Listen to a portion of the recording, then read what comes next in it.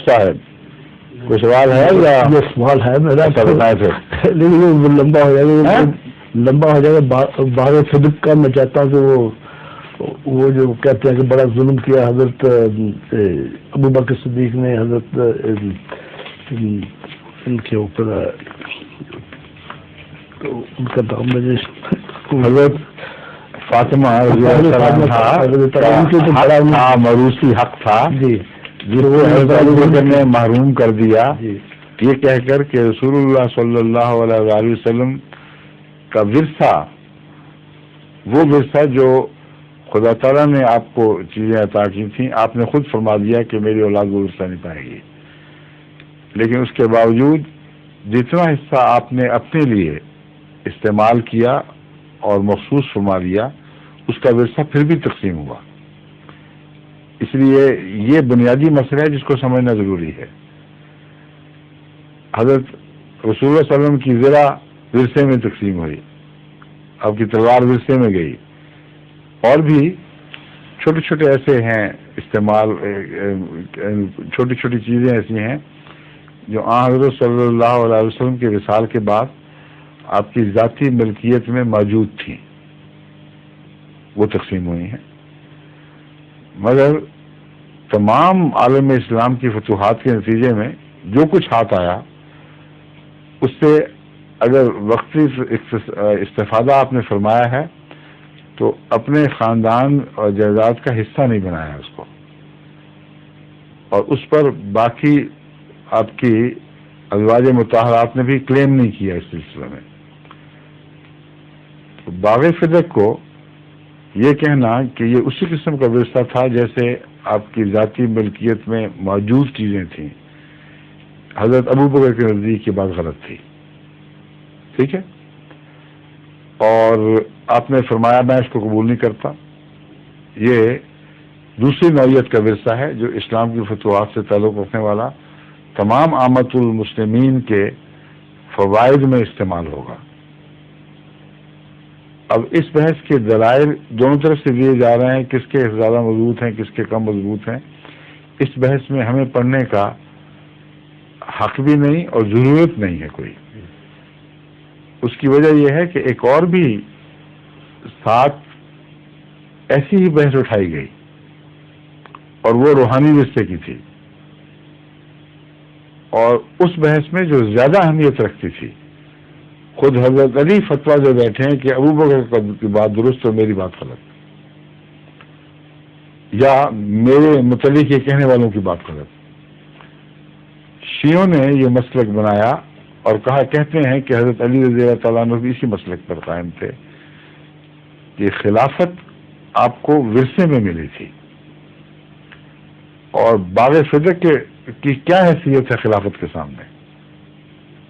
کچھ بھی حیثیت نہیں. رسول اللہ صلی اللہ علیہ وسلم کی خلافت اندازہ کریں، باغ صدق کیا چیز ہے.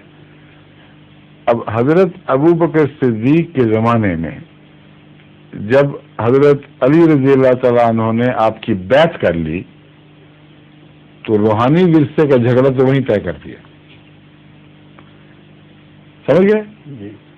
اور پھر مقدمے جب پیش کیے تو ثابت کر دیا کہ فیصلہ اسی کا ہوگا. ہم اپنی سمجھ کے مطابق یہ سمجھ رہے ہیں، لیکن جس کی عدالت میں فیصلہ لے جا رہے ہیں اس کو مجاز سمجھتے ہیں تو لے جا رہے ہیں نا. یا کبھی ایسا بھی ہوتا ہے کہ آپ مجاز نہ بھی سمجھے تو فیصلے لے جائیں، تو ایسے ہی مجبوراً آپ کو باندھ کے پیش کیا جائے. وہاں تو ایسی کوئی صورت نہیں تھی.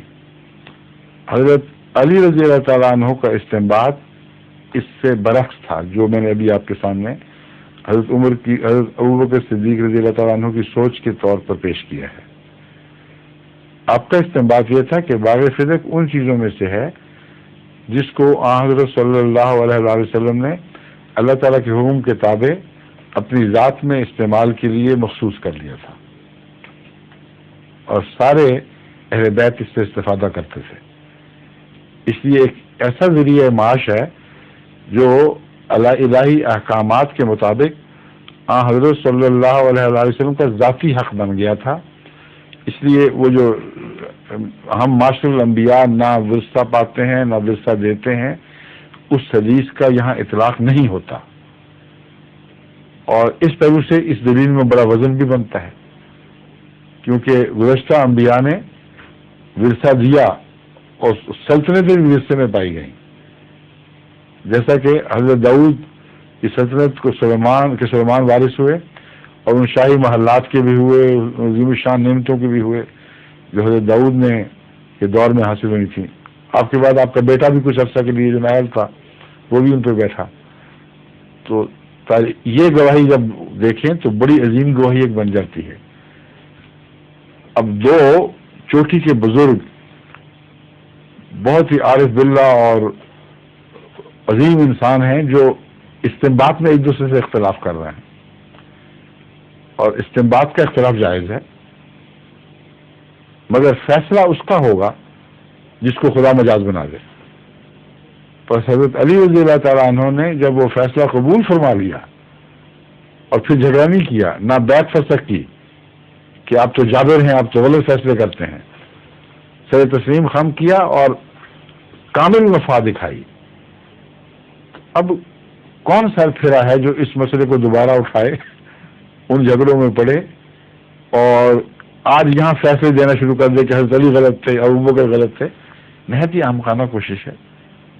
اس لیے مجھے تو ان بحثوں میں کبھی دلچسپی ہوئی نہیں، سوائے اس حد تک جو میں نے بیان کی ہے۔ ظہور مہدی آخر زمان